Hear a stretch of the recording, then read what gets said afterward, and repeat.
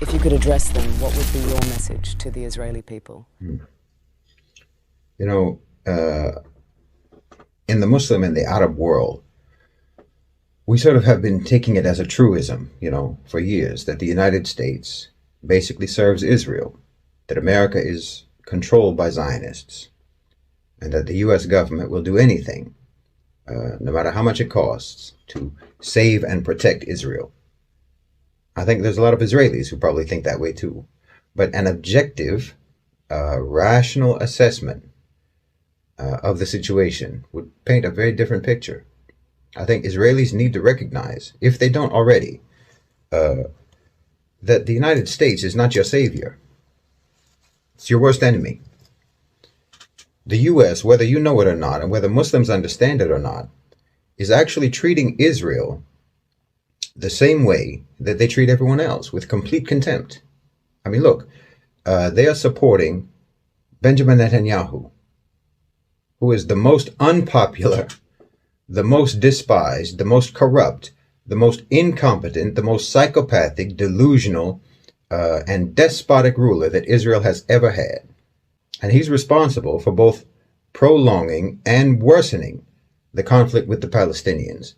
Netanyahu has made a career on diverting attention away from the internal domestic concerns that actually matter to Israeli citizens, that matter the most to Israeli citizens, by endlessly talking about security and the supposed threat that Israel faces. And of course, the domestic problems in Israel just get worse. And the conflict and the security situation actually just gets worse. And America loves it. They don't care about Israel's domestic issues. They don't care about the socioeconomic issues, the socioeconomic concerns that Israelis have, the high cost of living, the disparity between rich and poor. They don't care about corruption in Israeli society, and so on. And these are the predominantly these are the issues that matter the most to Israeli citizens, to Israeli voters. But as far as America is concerned, the only thing that matters is continuing the strife and conflict. That's all they care about. They don't care about the welfare and the stability of Israel, the safety of Israeli citizens. You see, Israeli citizens want to treat Israel like an actual country, and they expect it to behave like an actual country. And they think that their lives and their concerns should matter like they would in an actual country. But to the United States, Israel is a policy instrument. So the Israeli population doesn't matter to them. And what matters to the Israeli population doesn't matter to them. The relationship with the United States has been incredibly detrimental to Israel, despite what everyone thinks. It has prevented Israel from becoming a normal society. Now, part of that is driven by diaspora Jews in the U.S., who, like most diaspora communities, are generally far more radical and ideological than their people back home. And this diaspora community in the West, particularly in the United States, makes a huge amount of money exploiting Jewish emotional attachment to Israel, getting them to fund pro-Israeli lobbies and so on, which mostly just makes a handful of American Jews very rich. But it's mostly driven by U.S. policy interests and the utility of Israel as a vehicle for an endless flow of cash to American defense companies, and as an sort of offshore research and development hub for the Pentagon. The U.S. does not want, and has never wanted, for Israel to be at peace with their neighbors. They've never wanted Israel to integrate into the region. That's not Israel's function as far as America is concerned. And it doesn't matter to them that this is the only way for Israel to ever actually become a normal society. It doesn't matter if this is in the interests of the Israeli population or not. They don't care. They're using you. They're using you, the Israelis. They're exploiting you. The Americans, the West, are using you. And it's absolutely against the interests of your people. Obviously, the only way for Israel to ever progress as a society is to dislodge themselves from the United States, from the West, and to integrate properly into the region. Until they do that, none of their domestic issues will ever be resolved. They'll never even be addressed. Until they do that, they will never be allowed to do anything but be a policy tool of the U.S. and lose both their lives and their souls in the process. I mean, they're making you do things that are against your beliefs as Jews. They're making you do things that are against your own humanity. They're pushing you to do things that make the world see you as monsters. And more specifically, you're being seen as monsters by the people who are in that part of the world where you are. Properly, Israel should be a global South country. It should be a Middle Eastern country, and it should share the values and the priorities of the global South and the Middle East.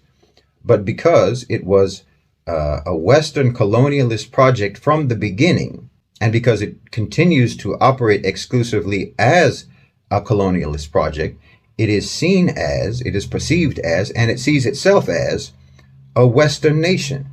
And you're never going to be able to be a normal country going forward like that. The only real way forward is a one-state solution. Incorporate all of the occupied territories and all of the inhabitants of those territories into one country with equal citizenship rights. Yes, that will mean that Israel will have a Palestinian majority and it will no longer be a so-called Jewish state, but it can become a normal, healthy society. I mean, if Zionism means upholding the right of Jews to live in Palestine, well, no one ever said they didn't have that right. No one ever had a problem with that, certainly not the Muslims. But if Zionism means ethnic Jewish supremacy, well, I mean, what civilized person would endorse something like that in the 21st century? There were always Jews in Palestine during the Muslim Empire. And there were Jews in Palestine when the Zionists came, and the Zionists fought against them.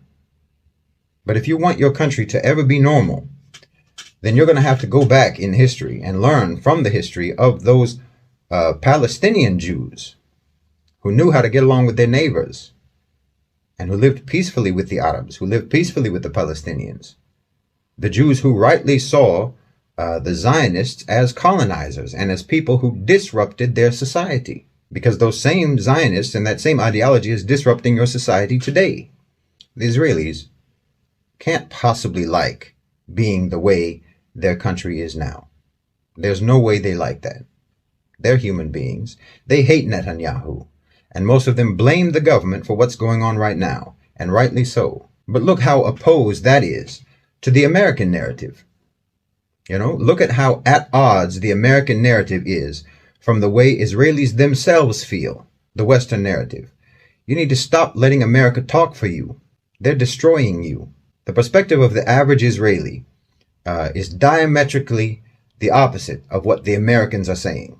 I mean, look at those kids at the rave when the Hamas attack happened. And remember that military service is compulsory in Israel. So that means that all of those kids at that rave were IDF soldiers at one point. And all those kids have military training, but those aren't soldiers. I mean, even the active soldiers of the IDF aren't soldiers. The IDF of 2023 is not the IDF of 1956 or 1967 or even of the 1980s. These people don't want to be warriors. They just want to live their lives. But America won't let them. I mean, look at the Israelis on TikTok or Instagram. What do you think they would rather be doing with their lives? Do you think they have it in them to, that they're so committed to Zionism that they want to dedicate their lives to harsh, stoic drills and training all day, self-sacrifice, discipline, and so on, in order to make Israel a warrior nation? Well, they'd rather be in Dubai. You know it and I know it. If they had a choice between the path that Netanyahu and the United States wants for them, which is the path of endless strife and conflict and bloodshed, if they had a choice between that or following the path of a one-state solution that would flood that country with Gulf investment, Gulf money, and would allow them to just basically lay on the beach all day smoking hashish, what do you think they would prefer? No, Israel has to detach itself from the U.S. They need to start looking to the BRICS nations for diplomatic resolutions and solve these problems together with the global South. And they need to send this message to the diaspora and try to de-radicalize those people and stop the influx of crazy settler extremists to their country. That's a destabilizing force in your society. I mean, just like always, the Muslims, the Arabs, are giving Jews a way out of Western exploitation and violence, because that's all the West is doing. If you think about it, if you think it through, you can't possibly be foolish enough not to see that. I mean, we've always heard about how smart Jewish people are. So surely you can see that the West is just throwing you into violence and suffering and chaos. They're just using you. But the Arabs, the Muslims, genuinely want peace and stability, but with justice and fairness. You believe in justice and fairness, don't you? You want peace and stability, don't you? Well, the only way that's ever going to be brought about is when you disentangle yourselves from the United States, honestly. I think you should enact a law in Israel, in fact, against dual citizenship. Don't let anyone be a citizen of Israel while still holding a passport for another country. Then you can weed out, who's really invested in your society and who isn't. I think at least 20% of Israelis, last time I checked, I think around 20% of Israelis hold dual citizenship, and about half of those only live in Israel part-time. They're seasonal Zionists. And these are most likely going to be, the settler types, who are basically sort of a Jewish ISIS, a Jewish Daesh. You don't want people like that in your society. I mean, it will also be from the part-time seasonal Zionists. You also have the business people who have divided interests. You need to weed those people out. They're destabilizing. And you certainly shouldn't be allowed to serve in the government if you have dual citizenship. How can you be sure which country's interests they're serving? Particularly if they're American Israelis, if they hold dual citizenship of Israel and the United States, which country are they serving? I mean, how many of these people in the government or elsewhere, but especially in the government, how many of these people would be willing to sacrifice their U.S. passport for Israel? Not many. I promise you that. Well, that shows divided loyalty. And that's at least one of the reasons why there's so much corruption in your government. Because most of the people are serving American interests. Most of the politicians are serving American interests, European interests. Why, you and I know that Netanyahu is about 95% more likely to retire in Florida than in Israel. So if you can get people who are actually committed to Israel being a proper, normal country, people who are genuinely interested in the welfare of the Israeli people, well, I think you would see peace a lot sooner. And that's obviously in the best interest of Israel. So you need to get closer to the Arabs. You need to get closer to the Muslims and liberate yourselves from being nothing but an American tool in the Middle East, because that's what you are. And that's what they're treating you as. I mean, haven't you ever noticed that the most enthusiastic supporters of Zionism in the West and in the United States among non-Jews are exactly those same groups of people who historically have been the most anti-Semitic people? Why, the original Zionists got support from the most Jewish-hating segments of Europe back in the day. Everyone knows that. That's not a secret. And they haven't changed. The Westerners haven't changed. Those same anti-Semitic groups haven't changed. They're just the way they've always been. They supported Zionism back then because they wanted Jews to be anywhere else but next to them. And they feel the same way today. And their so-called support for Israel right now is just as anti-Semitic as it has always been. They want to see you in conflict. They want to see you in misery. They want to see you in insecurity, and they want you to be dependent and subject. It's nothing but hate, but you fooled yourselves into thinking it's love. You fooled yourselves into thinking it's friendship when they're your worst enemy. They're the same people who persecuted you for centuries, and they're persecuting you right now, just doing it more cleverly. And the same people who were historically the most welcoming to you and the most kind to you are the same people that they want you to be at war with. I'm telling you, you're getting played. You should be smarter than that. They don't want good for you. They never did. I mean, what good have you gotten, actually?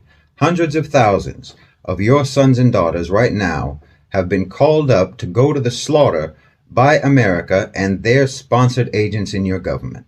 Hundreds of billions of dollars have been spent, only to make you more insecure and line the pockets of your corrupt politicians, while average Israelis are struggling with the cost of living, and no one cares.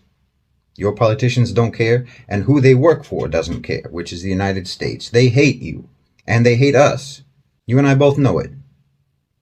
We should more or less be on the same side, but they keep making you do things that make it impossible for us to side with you, and that's the whole trick, and you keep falling for it. We don't have a problem with Jews. We never did. Muslims don't have a problem with Jews, and history attests to that fact. But the people who do have a problem with Jews are the biggest backers of Zionism, and we do have a problem with Zionism. And you should too, because it's a plot that's against you and not for you. If you think about it, they're tricking you in every which way. The U.S. didn't defeat the Nazis and liberate the concentration camps. Russia did that. Some of the biggest backers of the Nazis were in America. And after the war, they brought over all the top Nazis in Operation Paperclip, and you know it. They brought them over after the war to help them in their science and engineering and development and so on. Everyone knows that. And right now, they're backing an army in Ukraine who literally fly the swastika, fighting against the country that ended the Holocaust. And you're supporting them. You see how confused you are? Don't you see how they've never changed? How the West has never changed? Don't you see how they want you to be against anyone who ever gave you refuge, anyone who was ever decent to you? And you still think this is support? You still think this is love? You think this is friendship? They're using you and they're ruining you because they never stopped being anti-Semitic. That's the truth. They never stopped being anti-Semitic. So my message to Israelis would be, stop being led by the nose by anti-Semites and actually make peace with the Semites, with the Arabs, with the Muslims, and get yourselves free once and for all from the United States, from Europe, and from Zionist anti-Semitic manipulation, because it's going to be the death of your country. It's going to be the death of your society. And like I said, it's going to be the death of your souls. Because in order for you to do what the United States wants you to do, you have to do things that are against your belief system. You have to do things that are against your morality. You have to do things that are against your own sense of humanity. And it's going to destroy your reputation. And it is destroying your reputation all across the world, and more importantly, across the global south, which is where the future is. So you need to stop being manipulated by the West. You need to stop being manipulated by the United States and stop being manipulated by the people who are taking money from the United States and lining their pockets with it. They're sacrificing your children, they're sacrificing your sons and daughters, they're sacrificing your quality of life, and they're sacrificing your future just to line their pockets. Everybody knows that Netanyahu is doing nothing now but trying to save his political career, no matter how many lives have to be lost, Palestinian lives or Israeli lives. He doesn't care, and neither does America. So you need to wake up and start using that great brain that we all keep hearing about.